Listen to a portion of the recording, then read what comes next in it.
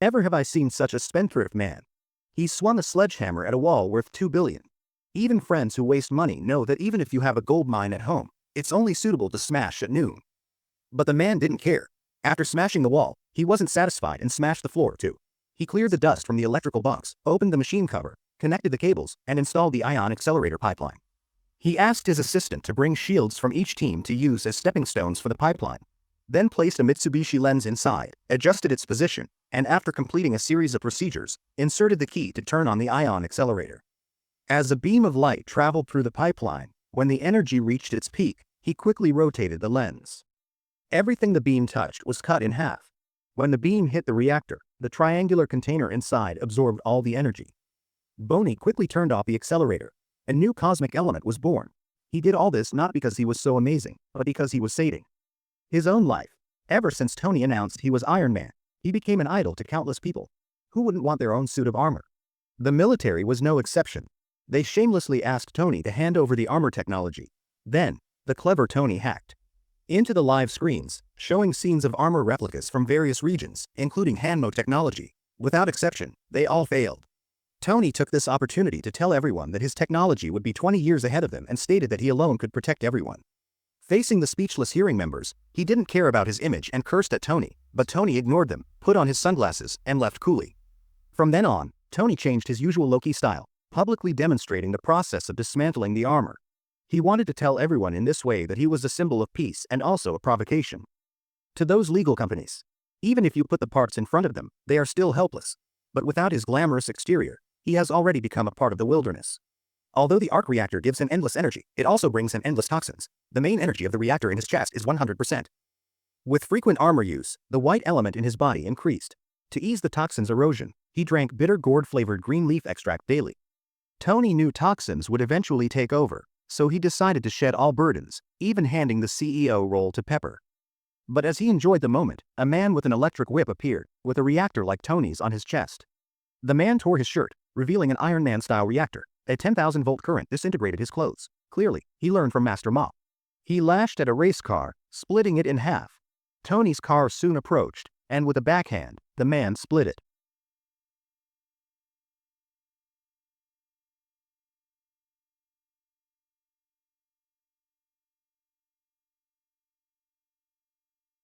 He kicked the car aside, finding it empty. As he wondered, Tony grabbed an iron plate to ambush but got countered. Without his armor, Tony was no match and had to flee.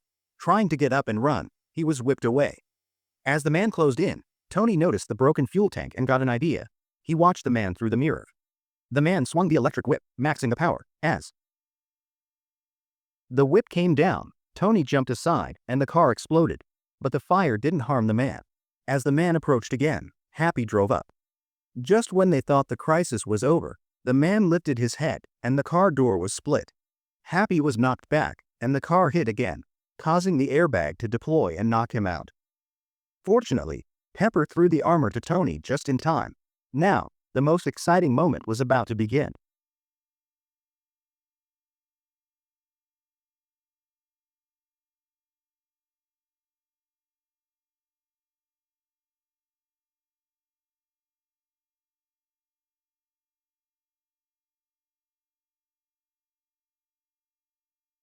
Then she kicked the car open, raised her hand, aimed, and fired at the man.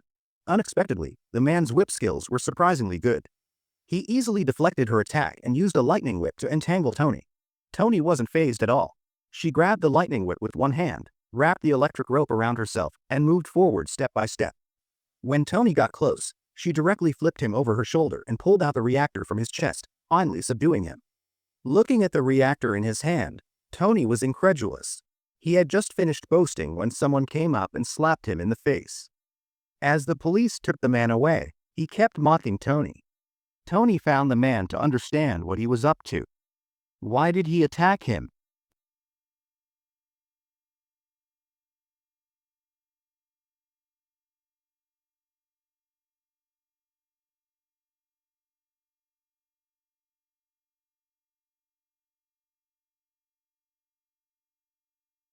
The man was named Ivan. His father was once a close friend of Tony's father, and together they developed the reactor. However, his father was expelled from the company for smuggling weapons and pointed at Tony on the TV. saying his last words before passing away. Heartbroken, Ivan blamed everything on the Stark family. To avenge his father, Ivan found the reactor blueprints left by his father and created his own reactor. Learning the truth, Tony felt a mix of emotions. Bad news kept coming as his friend Rhodey told him the military was ready to storm in and confiscate his Iron Man suit. Tony didn't react at all, not because he didn't want to, but because he couldn't. The battle had worsened his condition, rendering the chip inside useless, and the toxin had spread to his neck. Worse, his blood's element level reached 89%, meaning tonight would be his last birthday. So he asked Black Widow how she would spend her last birthday. Then Tony put on his armor, cranked up the DJ, and danced wildly on stage. To set the mood, he even performed using the bathroom in his suit. Tony added to the excitement with his palm repulsors.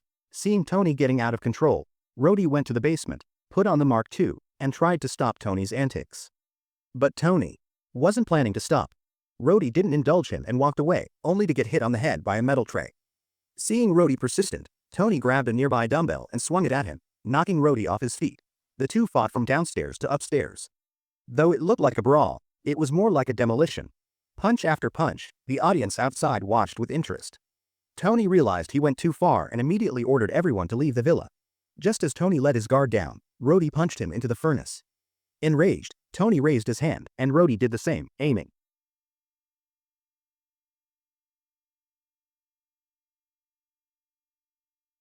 at him. With a massive shockwave, the chaos ended. After the explosion, they locked eyes, but Rhodey ignored him, donned the MK2, and flew away, leaving Tony slumped on the ground. Rhodey took the armor to the military base. Since the MK2 lacked significant weapons, they turned to Hammer Tech for upgrades. Unexpectedly, after handing over the armor, they went to Ivan. Eating a burger on his favorite donut, it was Iron Man's most painful moment. At this time, Director Fury found him, already aware of Tony's poisoning. He sent Black Widow to observe secretly. What seemed like a romantic encounter turned out to be a setup. Black Widow injected sulfur dioxide into Tony's neck to relieve the symptoms. But if a new element can't be found, the result will be the same. Tony Riley smiled, thinking if he could find a new element, he wouldn't be waiting to die. Pepper smiled and handed Tony a large box, telling him it contained the secret of the new element left by his father. Tony skeptically opened the box and found it full of his father's documents. He didn't care at first until he heard something that awakened his life. Tony, you're too young to understand this, so I plan to show you a movie I made for you. One day, you'll realize it represents more than just people's creations. It represents my life. This is the key to the future. My time with technology is limited, but one day you'll understand. When you do, you'll change the world. It's always been my greatest creation.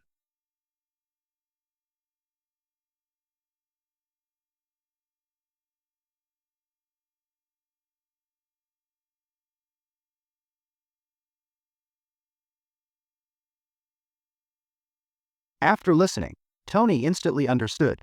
He went to the company and found the sandbox from his father's video. With Jarvis's help, he successfully extracted a set of data. Looking at the data, Tony's eyes were filled with unspoken words. Still taking me to school.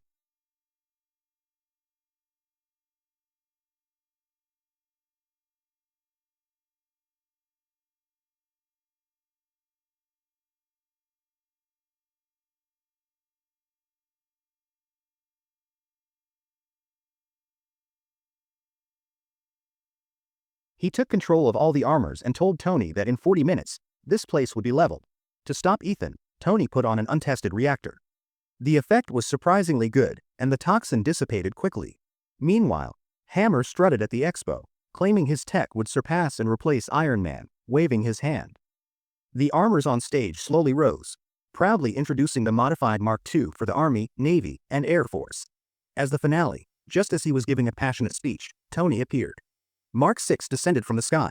He told Rhodey it was all a conspiracy and to evacuate everyone quickly. But then, War Machine suddenly raised its gun. The Iron Man armors behind Tony also locked onto him. To avoid harming civilians, Tony flew into the sky, and all the armors fired at him, causing chaos. Then E1 controlled all the armors to take off and pursue Tony relentlessly, while ground armors moved towards the crowd, attacking civilians. Other armors set up mortars and fired at Tony, but he quickly dodged. At that moment, an armor targeted a kid wearing an Iron Man mask, ready to attack, but Tony arrived just in time. And this child will become in the future a superhero. If you know the name, Type it in the comments. Meanwhile, Guajia angrily pinned Hanmo to the table, forcing him to reveal the unexpected location. After getting the detailed address, Happy and Guajia rushed to Hanmo's factory. In the car, Guajia put on a real-life movie scene, almost making Happy draw his gun. Upon reaching the factory, Guajia, with agile skills, single-handedly took down all the guards. No one could stop her. Seeing this, Happy was also stunned. They successfully found the control room but discovered Ivan had already escaped. Fortunately, Vahe, with his excellent skills, quickly disabled the war machine's control. Meanwhile, Tony's data was uploaded. Vahe joked that death finally spared him. Their conversation was overheard by Little Blue outside the screen. So, the two started arguing from afar. Luckily, Waji interrupted and told Tony that a lot of armors were approaching. As he and Rhodey discussed strategies, the armors landed, and a big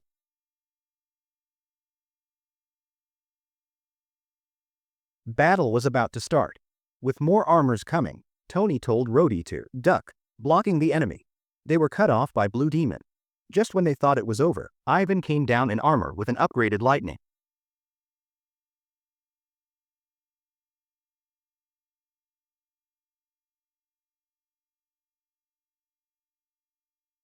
But Rhodey wasn't worried, realizing it was just a firework. Boney launched a mini missile, but it didn't even scratch him. Then the three fought. Boney tried to fly but was whipped down. Rhodey tried firepower but got his neck locked.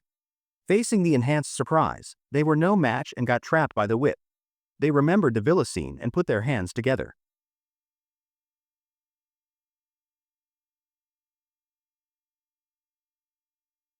After a big explosion, only a barely alive E1 was left. Unexpectedly, he had one last trick. His chest reactor made a whirring sound, and looking around, they all activated self-destruct mode. Tony and Rhodey flew up to find Pepper. At the last moment of the explosion, they saved Pepper. They reached the rooftop, shared a kiss, and Rhodey felt like a third wheel. After things calmed down, Tony became a SHIELD consultant, and the Avengers Initiative started. Then Tony and Rhodey enjoyed the government's commendation, marking his greatest honor.